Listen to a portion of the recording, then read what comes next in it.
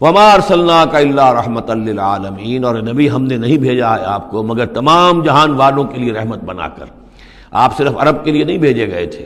اگر عرب کے لیے بھیجے گئے ہوتے تو آپ کا جو مقصد بعثت تھا وہ مکمل ہو گیا، وہ تو جزیرہ نما عرب میں دین کا بول بالا ہو گیا، هو الذی ارسل رسولہ بالہدی ودین الحق لیظہرہ علی الدین کلہ، تو وہ تو ہو گیا، جزیرہ نما عرب کے اندر اللہ کا دین جو ہے اس کا بول بالا ہو گیا تھا۔ آپ بھیجے گئے تمام جہان والوں کے لیے، لہذا آپ کے بعثت کا مقصد اسی وقت مکمل ہوگا جب کل روئے ارضی پر آپ کا لایا ہوا دین غالب ہو جائے، تب جا کر، جس کو اقبال نے کہا ہے کہ وقت فرصت ہے کہاں، کام ابھی باقی ہے، نور توحید کا اتمام ابھی باقی ہے۔ تو وہ اتمام جو ہے ایک اعتبار سے تو ہو گیا تھا، جزیرہ نما عرب کی حد تک اتمام ہو گیا، لیکن یہ کہ دنیا جو ہے ابھی تو بہت بڑی تھی، نوع انسانی جو ہے بڑی جو ہے اس تک ابھی دین کو پھیلانا تھا، پہنچانا تھا۔ دور خلافت راشدہ میں وہ سلسلہ شروع ہوا ہی تھا، لیکن اس کے بعد ایک سازش کے نتیجے میں عبداللہ ابن سبا نے جو سازش کی یہودی نے، اور مسلمانوں کو آپس میں لڑا دیا، ایک فتنۃ الکبریٰ پیدا ہوا جس کے نتیجے میں حضرت عثمان شہید کیے گئے، اور پھر باہمی خانہ جنگی ہوئی، 1,00,000 مسلمان ایک دوسرے کی تلواروں اور نیزوں سے ختم ہو گئے، تو وہ پروسیس وہیں رک گیا۔ اس کے بعد سے تو ہم اس کے واپس آئے ہیں، وہ دین کا جو غلبہ تھا وہ دین سے ہم پیچھے ہٹے ہیں، پسپائی ہوئی ہے، لیکن یہ کہ دنیا ختم نہیں ہو سکتی جب تک کہ محمد رسول اللہ صلی اللہ علیہ وسلم کا مقصد بعثت بتمام و کمال پورا نہ ہو، اور مقصد بعثت آپ کا ہے اظہار دین الحق، اللہ کے دین کا غلبہ، اور یہ اللہ کے دین کا غلبہ چونکہ آپ پوری نوع انسانی کے لیے بھیجے گئے ہیں، لہذا کل عالم انسانی پر اس کا ہونا لازم ہے۔ یہ گویا کہ صغریٰ کبریٰ قرآن سے ثابت ہے، لیکن اس کی صراحت کے ساتھ خبریں احادیث میں ہیں۔ وما ارسلناک الا رحمۃ للعالمین قل انما یوحی الی انما الہکم الہ واحد، اے نبی ان سے کہہ دیجئے یہ بات میری طرف وحی کی جا رہی ہے کہ تمہارا الہ بس ایک ہی الہ ہے، فہل انتم مسلمون، تو اب تم اس کی فرما برداری اختیار کرتے ہو یا نہیں؟ فإن تولوا، پھر اے نبی اگر یہ منہ موڑ لیں، پیٹھ دکھا دیں، فقل آذنتکم علی سواء، تو کہہ دیجئے میں نے تمہارے کان کھول دیے ہیں، میں نے اللہ کا پیغام تمہیں کھلم کھلا ڈنکے کی چوٹ پہنچا دیا ہے ہر ایک کے لیے، اب تمہارے سرداروں کو بھی میں نے بات سمجھا دی ہے، عوام کے سامنے بھی پیش کر دیا ہے، سب کے لیے برابر، کوئی طبقہ ایسا نہیں رہا ہے اس تمہارے معاشرے کا جس کے سامنے کہ میری دعوت نہ پہنچ چکی ہو۔ اب آذنتکم علی سواء، سب کو یکساں میں نے سنا دیا، پہنچا دیا، اللہ کی تبلیغ کا حق ادا کر دیا۔ ان ادری اقریب ام بعید ما توعدون، یہ میں نہیں جانتا کہ جس چیز کا تم سے وعدہ کیا جا رہا ہے، جس چیز کی دھمکی دی جا رہی ہے، جو عذاب آنے والا ہے، وہ قریب ہے یا دور ہے۔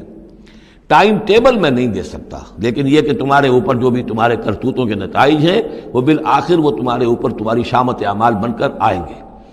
وَإِنْ أَدْرِي أَقَرِيبٌ أَمْ بَعِيدٌ مَا تُوعَدُونَ، وہ قریب ہے یا دور ہے یہ میں نہیں کہہ سکتا۔ یہی جیسا کہ میں عرض کر رہا ہوں کہ یہ تمام جو سلسلہ ہے کہ جو احادیث نبویہ اور قرآن مجید، اور نہ صرف یہ کہ احادیث نبویہ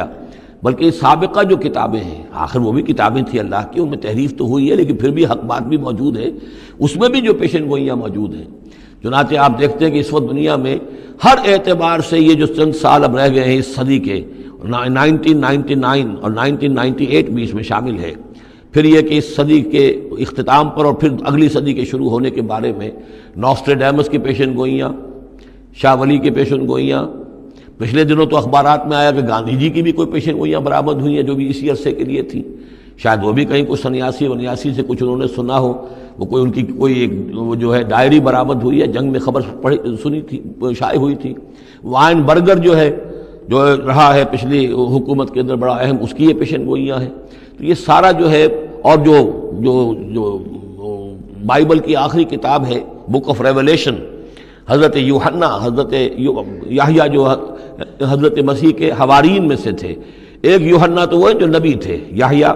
وہ تو نبی تھے، جان دی بیپٹسٹ، ایک یہ جان ہیں جو حواری ہیں، جن کے کہ وہ مکاشفات ہیں کہ جو آخری کتاب ہے بائبل کی، اور یہ احادیث نبویہ ہیں کہ جن میں کتاب الملاحم اور کتاب و آثار الساعہ وغیرہ ہیں، کتاب الفتن، تو ان سب سے معلوم ہوتا ہے کہ یہ چیزیں اب آنے والی ہیں اور معاملہ زیادہ دور نہیں رہا ہے، لیکن کتنا قریب ہے یہ بھی ہم نہیں کہہ سکتے۔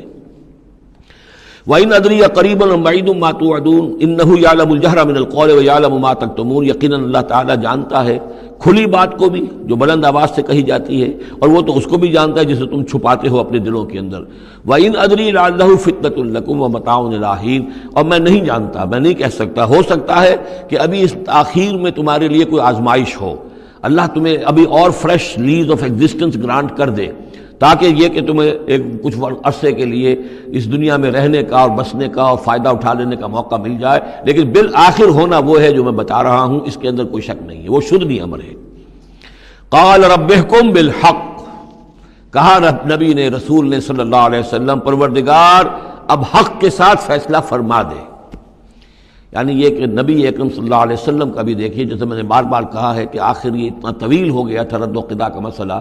کہ آپ کی طبیعت کے اندر بھی اب بات یہ آ رہی تھی کہ پروردگار اب فیصلہ سنا دے۔ قال رب احکم بالحق، پروردگار اب حق کے ساتھ فیصلہ سنا دے۔ وربنا الرحمن المستعان علی ما تصفون، اور یقیناً اب ان کی طرف خطاب کر کے،